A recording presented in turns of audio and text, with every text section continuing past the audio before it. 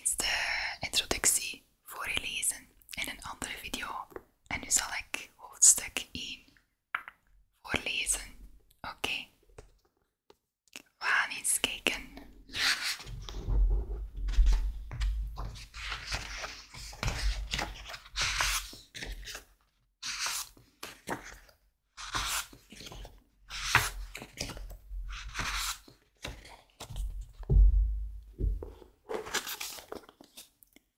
En hier staat er deel 1, begrijpen wat ASMR is. Autonomous Sensory Meridian Response klinkt misschien ingewikkeld, maar het heerlijke, ontspannende gevoel behoort tot de meest basale ervaringen die we als mens kunnen ervaren. In dit eerste deel ontdek je wat hersentintelingen nu precies zijn, wat ze triggert, waarom ze zo goed voelen en wat enkele van de fysieke en mentale positieve effecten ervan kunnen zijn. Vervolgens krijg je achtergrondinformatie over hoe je ASMR succesvol bij een ander kunt stimuleren.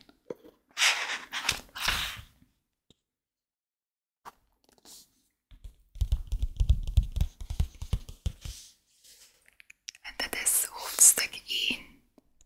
Wat is ASMR? Wat is ASMR? We gaan het samen ontdekken. De definitie van ASMR. ASMR staat voor Autonomous Sensory Meridian Response. Het is een mooie term voor het plezierige en ontspannende, tintelende gevoel dat mensen af en toe ervaren op hun hoofd, hoofdhuid of op de rest van hun lichaam. Hoewel niet iedereen in staat is het te ervaren, wordt het wereldwijd door veel mensen gevoeld. Mannen en vrouwen, jong en oud. En nu ASMR online aan bekendheid wint, wordt het een steeds populairdere manier om te ontspannen. Om ASMR te kunnen ervaren, moet iets de sensatie triggeren. Veel voorkomende triggers zijn bijvoorbeeld dat iemand zachtjes tegen je fluistert, teder met je haren speelt of vlak voor je neus langzaam een pakje openmaakt. Triggers zijn heel persoonlijk. Mensen zijn net zo kieskeurig, fijngevoelig en uitgesproken over hun ASMR-triggers als ze dat zijn over hun voedsel- of muziekvoorkeuren. Waar de meeste mensen het wel over eens zijn, is dat ASMR een fijne ervaring is en een goede manier om te ontstressen en te ontspannen. En het volgende is: hoe voelt ASMR? Je kunt ASMR zowel lichamelijk als psychologisch ervaren en mensen beleven die sensaties bovendien verschillend. En dan het volgende: lichamelijke sensaties van ASMR. De meest voorkomende lichamelijke sensaties van ASMR zijn de hersentintelingen.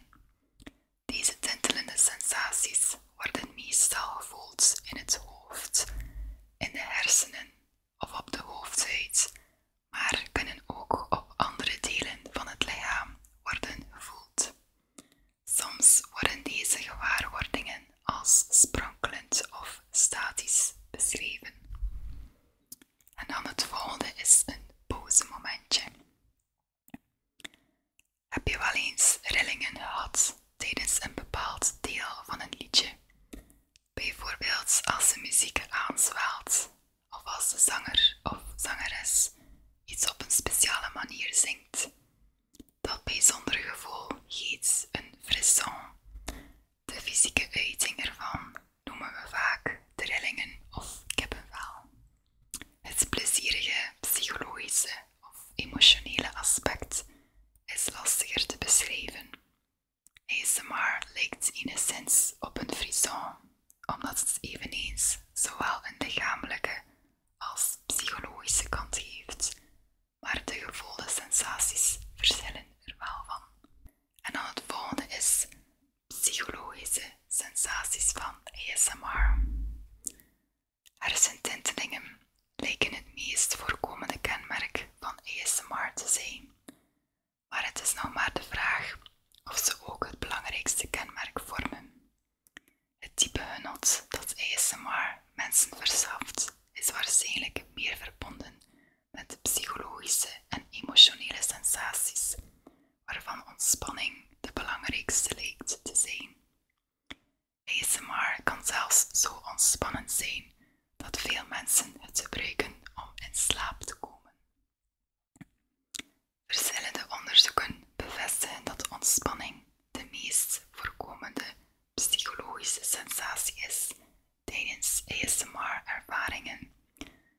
het ook de belangrijkste reden is waarom mensen naar ASMR-filmpjes kijken. Bovendien beschrijven mensen ASMR als kalmerend, ruststellend, troostend en plezierig. Deze prettige sensaties liggen aan de basis van de groeiende populariteit van ASMR. En het volgende is: wat triggert ASMR? Met ASMR-triggers wordt een heel scala van zaken aangeduid die ASMR kunnen stimuleren. Triggers kunnen de vorm aannemen van een stem, een geluid, een aanraking, het observeren van een andere persoon of het krijgen van aandacht van een ander. Wanneer er sprake is van een combinatie van meerdere van deze triggers in een echte of fictieve situatie, noemen we dat een scenario of rollenspel. En dan het volgende is geluidstriggers. De menselijke stem fungeert als een uitstekende geluidstrigger. Uit verschillende onderzoeken blijkt dat fluisteren de populairste ASMR-trigger is. Al kan simpelweg praten op een ontspannen manier ook al een trigger zijn. Interessant hierbij is dat het er vooral om gaat hoe je praat en niet om wat je daadwerkelijk zegt. Ook een heel scala aan andere geluiden kan fungeren als geluidstrigger voor ASMR. En dat is knisperen met papier of plastic, ongelijke voorwerpen tegen elkaar aan laten tikken, plakgeluidjes maken met je vingers, mechanische geluiden voortbrengen met apparaten zoals keyboards of scharen, kauwen of drinken, handelingen verrichten zoals het omslaan van een krantpagina, het openen van potjes of het spelen met kralen.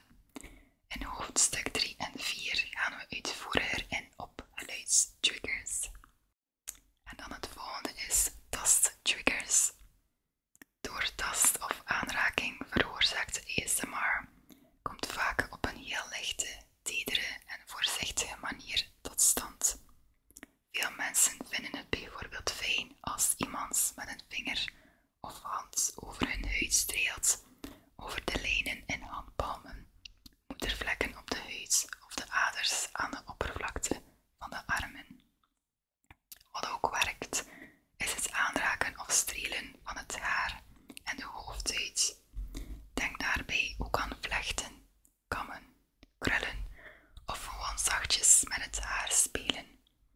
Zachte make-up kwastjes kunnen op gezicht, armen of rug stimulerende tintelingen geven. In hoofdstuk 5 en 6 zullen deze tasttriggers nader aan bod komen. En dan het volgende is observatietriggers. En op observatie gebaseerde triggers kijkt iemand toe hoe een ander aandachtig bezig is met een voorwerp of activiteit. Voorbeelden hiervan zijn toekijken hoe iemand door een verzameling van iets gaat, zoals munten, stickers, cd's, cassettes, voetbalplaatjes, knopen, harenklosjes, pennen of paperclips. Toekijken hoe iemand een pakje openmaakt, bijvoorbeeld een postpakket, het afwikkelen van een pak papier, het tonen van een aankoop, het uitpakken van een cadeau. Toekijken hoe iemand een bepaalde activiteit of taak uitvoert, zoals tekenen, kleuren, een legpuzzel maken, make-up opdoen, het haar kammen, een rekenmachine gebruiken, de werking van een apparaat voordoen of een taak of vaardigheid uitleggen, bijvoorbeeld de regels van het schaakspel. En dan weer een pauzemomentje. De bekende observatietrigger is misschien wel Bob Ross, die beroemd is vanwege de ontspannen manier waarop hij landsappen in olieverf schilderde in zijn programma The Joy of Painting. Je kunt zijn officiële YouTube-kanaal bezoeken om afleveringen of clips te bekijken. In hoofdstuk 7 en 8 zullen we dieper ingaan op observatietriggers. En dan het volgende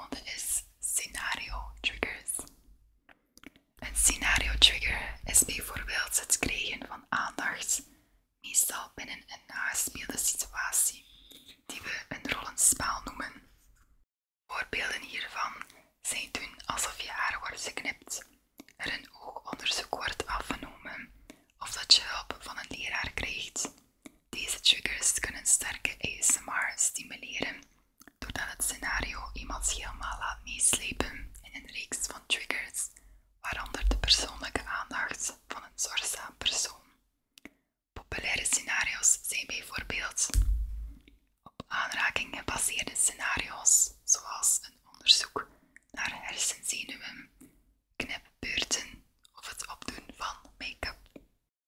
Hands-off scenario's, zoals een oogonderzoek met behulp van een oogkaart, een advies van een apotheker, een sollicitatiegesprek of een gesprek om een lening aan te vragen, een enquête, gezetst, getekend of geschilderd worden. In hoofdstuk 9 en 10 bieden we tips, technieken en talrijke ideeën voor rollenspelen. En dan het volgende, een korte geschiedenis van ASMR.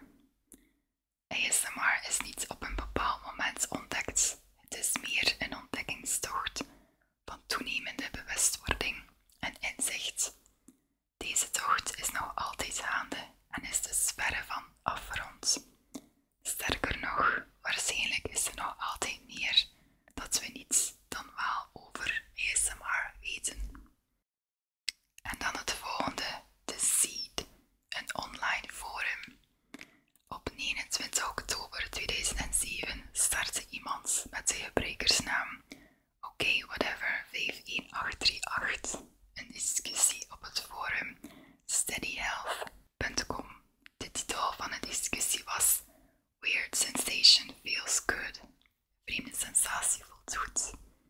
In de eerste post beschreef deze persoon dat hij aangename sensaties ervoor wanneer iemand hem voorlas of zijn handpalm streelde. Iemand anders schreef in reactie hierop dat wanneer mensen langzaam praten, er een tinteling in het hoofd optrad die aanvoelde als een hoofdorgasme. Op deze post volgden meer en meer reacties. Elke reactie kwam in feite neerop, dat heb ik ook, gevolgd door een lijst van persoonlijke triggers en vragen. Door de jaren heen kreeg de discussie op dit forum honderden reacties. Enkele deelnemers aan dit forumgesprek zouden later de oprichters worden van de eerste ASMR-discussiegroepen op Facebook, een op de ASMR-communie gerichte blog en de eerste website met aandacht voor onderzoek naar ASMR. En dan het volgende, het eerste ASMR YouTube-kanaal. Begin 2009 kon je op YouTube slechts een paar fluistervideo's vinden. Deze filmpjes waren niet gemaakt en een post met de bedoeling kijkers te laten ontspannen of te kalmeren.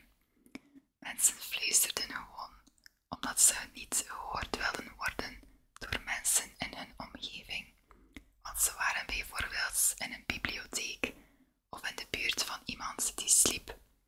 Al snel bleek echter dat deze fluistervideo's grote aantrekkingskracht uitoefenden op een groeiend nichepubliek en dat veel plezier en ontspanning vond in het luisteren naar filmpjes waarin mensen fluisterden. Een jonge vrouw uit het Engelse Nottingham werd door deze fluistervideo's geïnspireerd tot het opzetten van een eigen YouTube-kanaal. Op 26 maart 2009 begon ze filmpjes te posten waarin ze zelf fluisterde. Ze noemde haar YouTube-kanaal Whispering Live. In de daaropvolgende jaren uploadde ze meer dan 150 filmpjes, waaronder vooral fluistervideo's, maar ook enkele filmpjes met geluidstriggers zoals keyboardgeluiden, gekrabbel en tijdschriftgeritsel. Zij wordt beschouwd als de eerste ASMR-kunstenaar, omdat ze de eerste was die een YouTube-kanaal startte dat alleen filmpjes bevatte met gefluister of andere geluidstriggers ter ontspanning en plezier van de kijkers. Overigens werd ze in 2009 nog geen ASMR-kunstenaar genoemd. Die term werd pas in 2010 bedacht.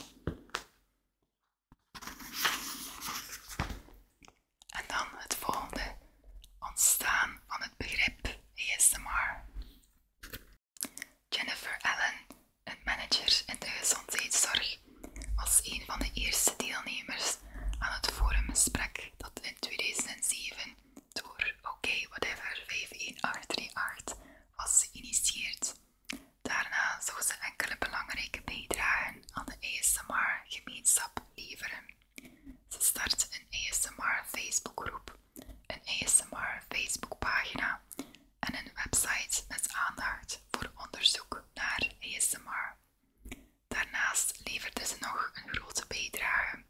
Ze bedacht de term Autonomous Sensory Meridian Response. In elk woord daarvan zit een deel van de lichamelijke en psychologische effecten vervat.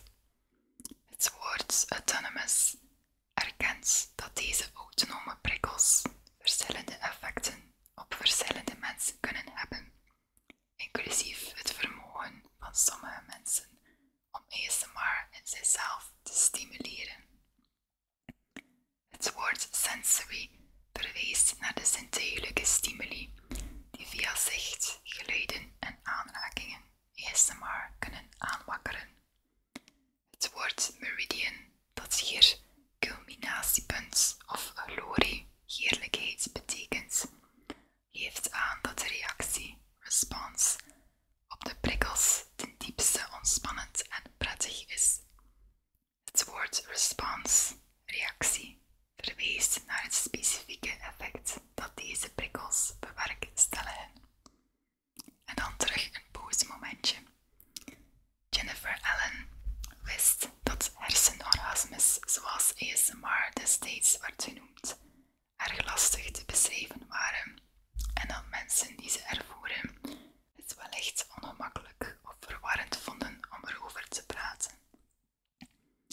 Peinzend over deze twee uitdagingen bedacht ze een nieuwe naam, zoals ze in 2016 in een interview met ASMRuniversity.com uitlegde. Ik was me ervan bewust dat we een term nodig hadden die duidelijk en objectief de ervaring benoemde.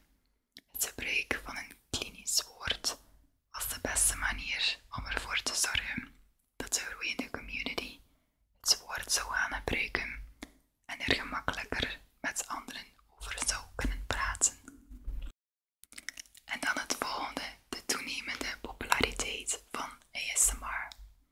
De eerste online ASMR-forums, Facebookgroepen en YouTube-kanalen verenigden een voorheen versnipperde groep mensen die actief met hersentintelingen bezig waren.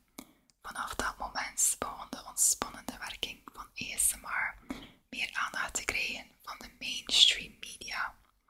En het denkwaardig radiomoment voor ASMR was toen National Public Radio NPR in maart 2013 tijdens het radioprogramma This American Life een verhaal over ASMR uitzond dat A Tribe Called Rest heette. In het daaropvolgende jaar, in mei 2014, kreeg ASMR een memorabele vermelding op tv toen actrice Molly Shannon zich als gast bij Conan lovend uitliet over ASMR. Sindsdien is ASMR langzamerhand doorgestapeld in verschillende facetten van het culturele aanbod. Zo kan je ASMR aantreffen in allerlei muziek, van rap tot opera, in recente films, cabaretvoorstellingen en kunstperformances komen momenten en scènes voor die bedoeld zijn om ASMR vooruit te helpen. Op ASMRuniversity.com is een lijst te vinden met kunst- en cultuuruitingen die op ASMR geïnspireerd zijn. Ook hebben vele beroemdheden hun belangstelling voor ASMR kenbaar gemaakt. En sommigen van hen hebben zelfs geprobeerd eigen ASMR-triggers te creëren. Acteur Ashton Kutcher zei op zijn Facebookpagina over ASMR: mijn geest werd weggeblazen, geluidseffect van een exploderende geest, op een goede manier. Actrice Gal Gadot, die meespeelde in de film Wonder Woman, trad op in een korte ASMR-video waarin wordt gefluisterd, een snackzakje wordt opengemaakt, chocolade wordt gegeten en met een potlood wordt geschreven.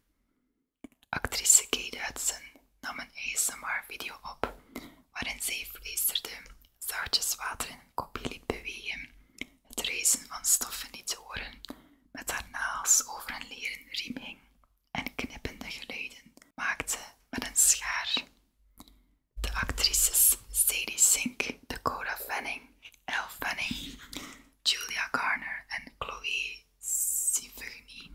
Stephanie, ik weet niet, sorry, maakte een kort en mysterieus vakantiefilmpje dat bol staat van de vleester dat ASMR triggert.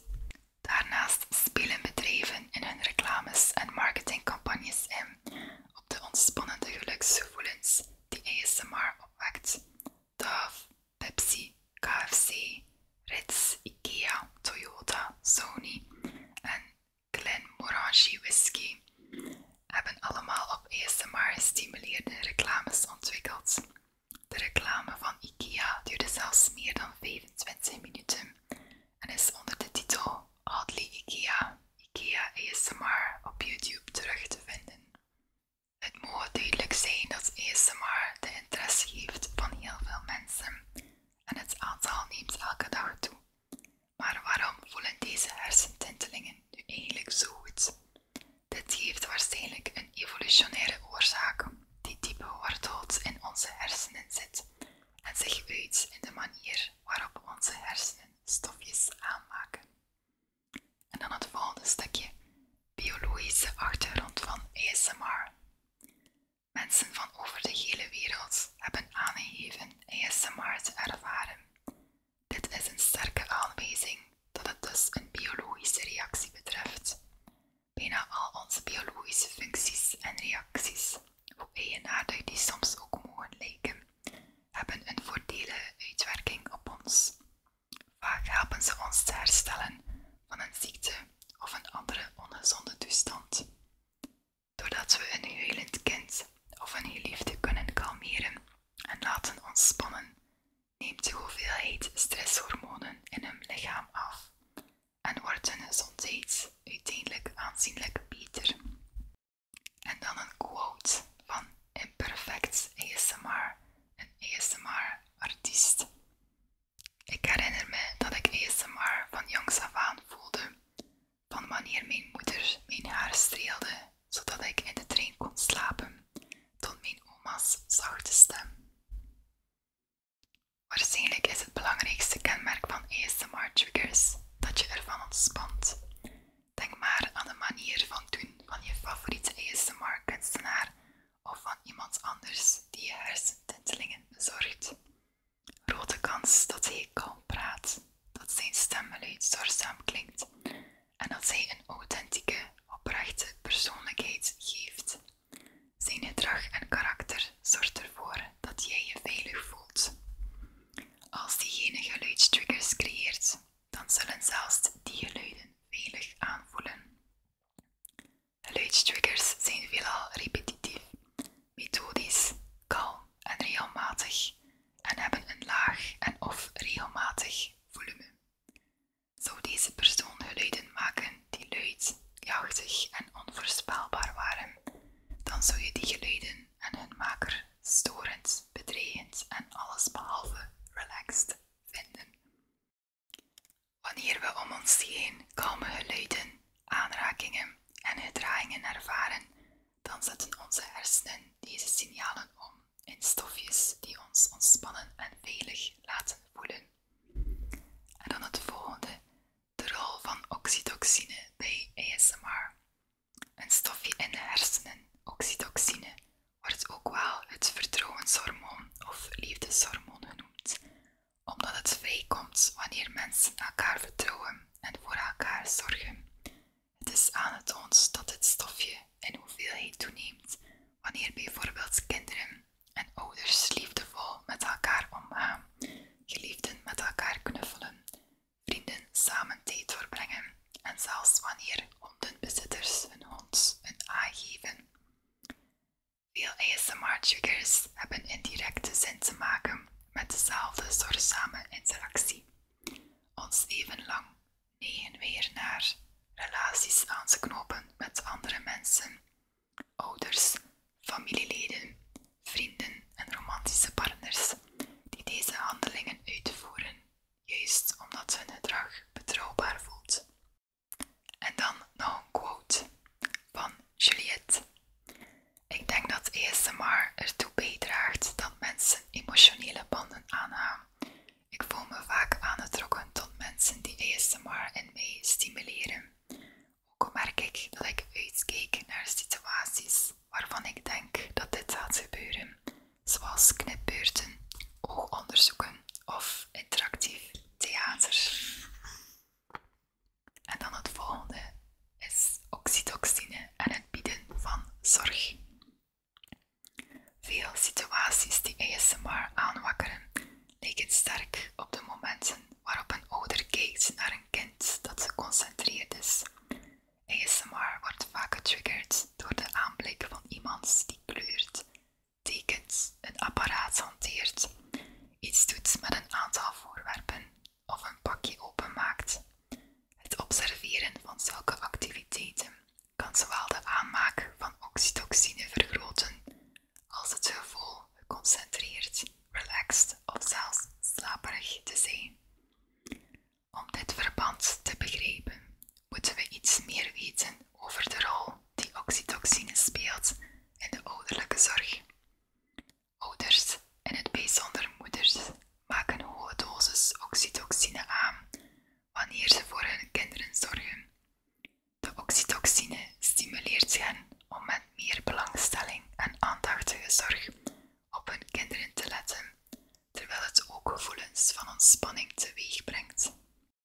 De door de oxytocine aangewakkerde ontspanning kan misschien verklaard worden vanuit het gegeven dat wanneer een kind veilig en druk bezig is, de ouder niet al te waakzaam hoeft te zijn. Wellicht is een bezig kind, evolutionair gezien, ook een prikkel tot ontspanning en zelfs slaperigheid geworden, omdat het een moment aangeeft waarop een ouder met minder risico in slaap kan vallen dan wanneer het kind zorg nodig heeft. En dan weer een pauzemomentje. Onderzoek toont aan dat mensen zich door de aanmaak van oxytocine rustiger en blijer voelen en dat een angst- en stressniveau daalt. Vanwege deze werking is er voorgesteld oxytocine onderdeel te laten zijn van medische behandelingen voor angststoornissen, depressies en andere stoornissen. En dan het volgende is oxytocine en het ontvangen van zorg. Aan de andere kant is het ook zo dat ASMR-triggers sterk lijken op het krijgen van persoonlijke aandacht van ouders, familieleden, vrienden, partners, therapeuten en dokters. Voorbeelden van deze triggers zijn wanneer iemand kalm tegen je praat, op een zorgzame manier naar je kijkt, je zachtjes aanraakt, je voorleest, een verhaal met je deelt, de lijnen in je handpalm nagaat, je haar kampt of een hersenzenuwonderzoek uitvoert. En dan terug een pauzemomentje. Hoe zit het dan met mensen die geen ASMR ervaren? Waarschijnlijk ervaren zij dit wel degelijk, maar zijn hun gevoelens van ontspanning subtieler. Dit kan verklaard worden door de manier waarop hun lichaam oxytocine produceert of daarop reageert. Of misschien produceren ASMR-gevoelige mensen bovengemiddeld veel oxytocine in reactie op triggers. Een andere mogelijkheid is dat ze evenveel oxytocine aanmaken, maar dat hun receptoren gevoeliger of talrijker zijn dan die van andere mensen. Als de persoonlijke aandacht op jou is gericht, kan dit de aanmaak van oxytocine en daarmee het gevoel van ontspanning stimuleren. Dit is de manier waarop oxytocine ouders en kinderen met elkaar verbindt. Het oppakken van een drainerige peuter is kalmerend voor zowel de ouder als het kind. Het moet dus wel zo zijn dat kinderen geboren worden met een soort ingebouwde radar, waarmee ze kunnen aanvoelen of het wezen dat op ze afkomt behulpzaam of gevaarlijk gaat zijn. Meestal zullen ze ontspannen wanneer de ander zachtjes tegen ze praat of luistert, een liefhebbende toon aanslaat, op een zorgzame manier naar ze kijkt, zachtjes zijn handen of huid aanraakt, met zijn haar speelt, langzaam de handen voor hen heen en weer beweegt en misschien speciale woordjes of geluiden herhaalt. En dan weer terug een pauzemomentje. Het zijn niet alleen kleine kinderen die door allerlei vormen van ouderlijke zorg gerustgesteld worden.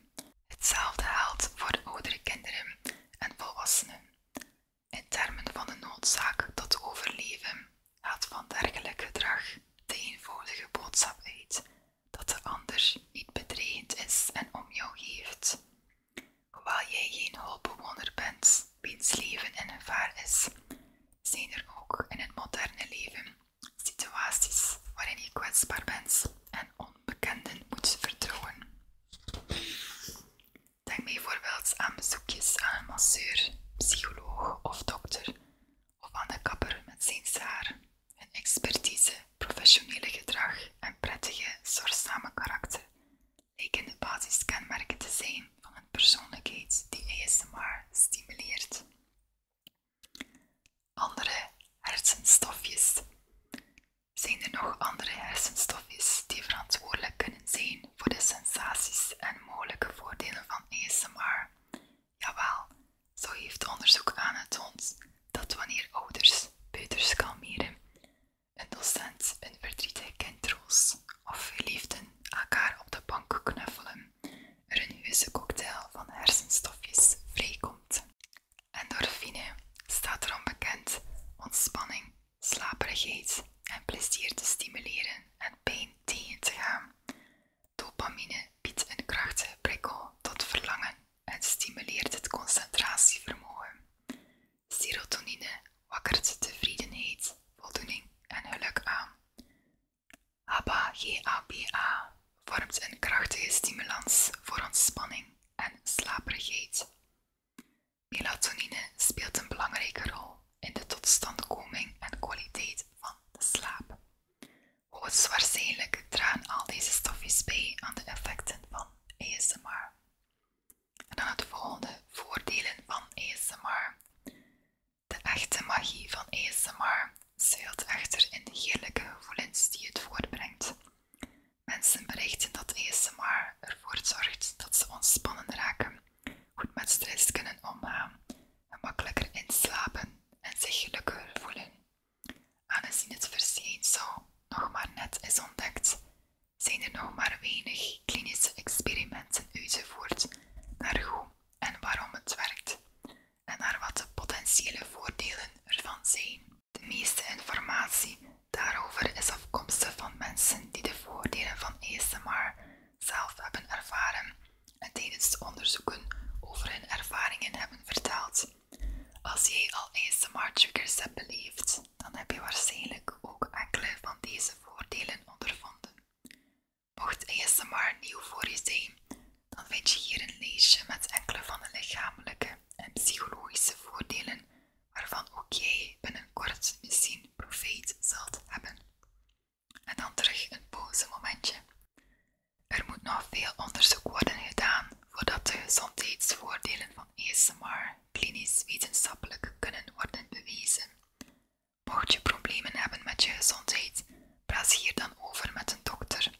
Je zou bijvoorbeeld je huisarts kunnen vragen of ASMR van nut zou kunnen zijn als aanvulling op een behandeling die hij of zij voorstelt. En dan het volgende is ontspanning. Het meest genoemde voordeel van een ASMR-ervaring is waarschijnlijk de ontspanning die mensen voelen. Na een drukke dag kunnen de sissende tonen en zachte aanrakingen van ASMR-triggers de spanning in je schouders wegnemen en je malende gedachten tot rust brengen. En dan een quote van Brandon. Ontspanning hoeft niet altijd de oplossing voor een probleem te zijn. Je kunt ervan genieten als van een glas wijn, wanneer je ook maar naar ontspanning verlangt. ASMR werkt altijd. Mensen van alle leeftijden vinden ASMR ontspannend.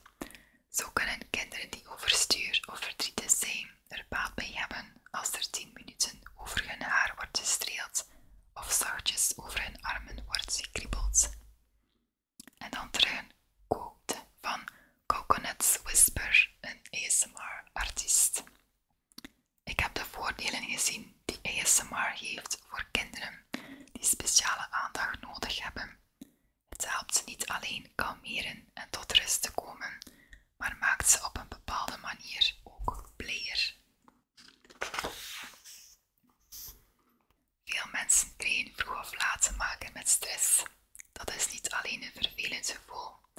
Stress, en zeker chronische stress, kan leiden tot echte gezondheidsproblemen. Chronische stress kan zorgen voor problemen met de spijsvertering, slaap of voortplanting en kan hartkwalen, hoge bloeddruk, diabetes, depressie, infecties en andere mentale en fysieke aandoeningen verergeren. Wanneer extreme stress iemand iemands gezondheid, baan, relaties, doelen of levensstijls gaat, kan hij of zij worden gediagnosticeerd met een angststoornis. En dan een quote van Iren. ASMR helpt me kalm te worden wanneer ik me op het randje van een paniekaanval bevind.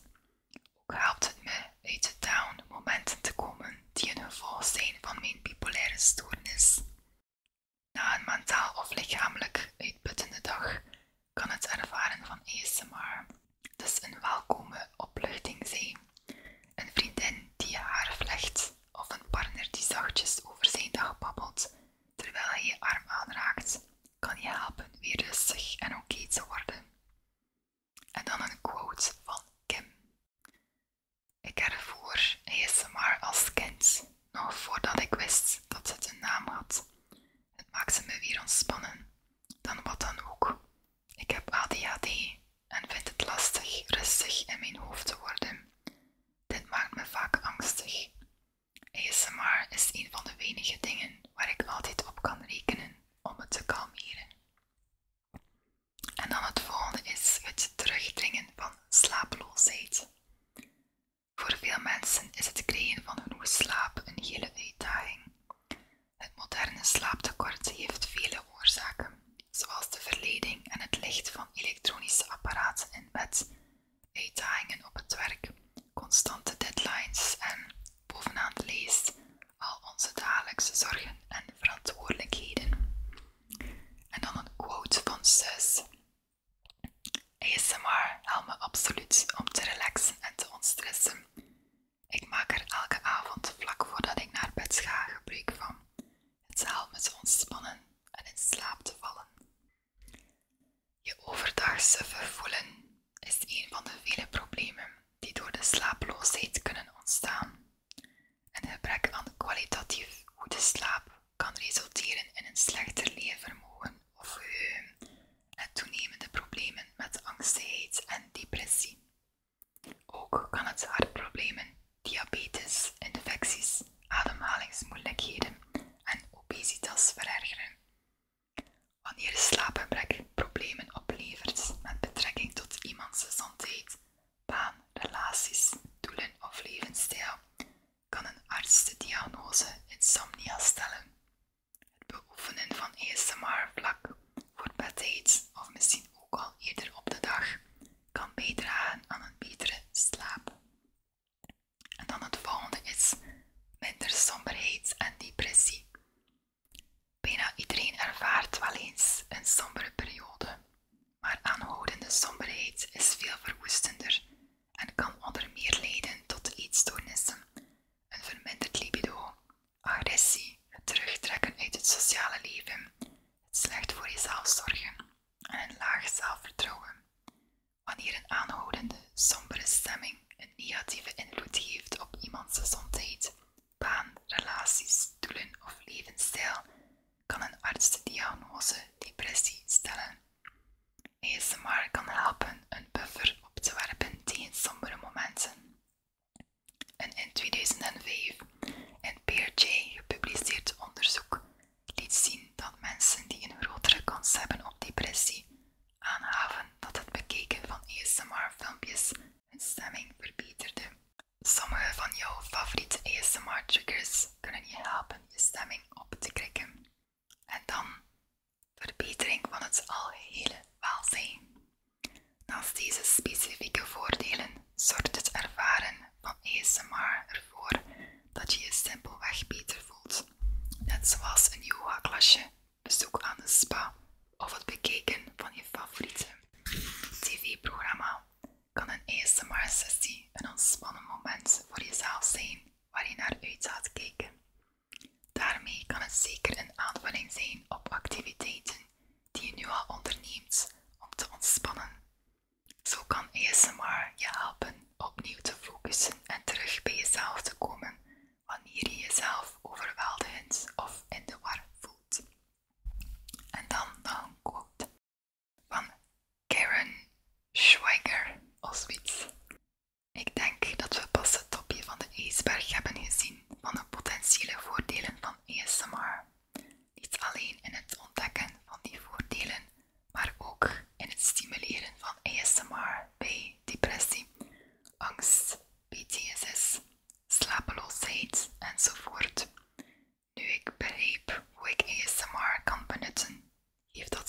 positief effect op me. Waarom zou ik het dan niet verder willen ontdekken om zo mijn algehele welzijn te verbeteren? Voilà, zo.